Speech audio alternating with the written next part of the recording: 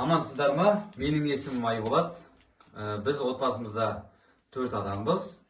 Жұбайым Жақсылық, үлкен ұлым Ақтанберді, және де кішкентай ұлым Нұридин. Біз екі ұлымыз Нұршыбақ балабақшасына барады. Үлкен ұлымның жасы 3-те, Қошақандар тобына барады. Нұридин бауырсақтар тобына барады. Біз сол отбасылық сайысқа қатысып жатырмыз.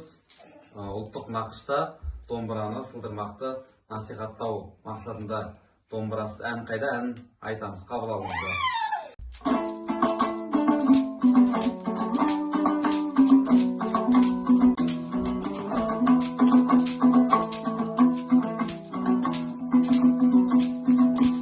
Елдің зырын зырлаған, қайғысында толғаған, домбырасыз ешқашан көрген болмаған.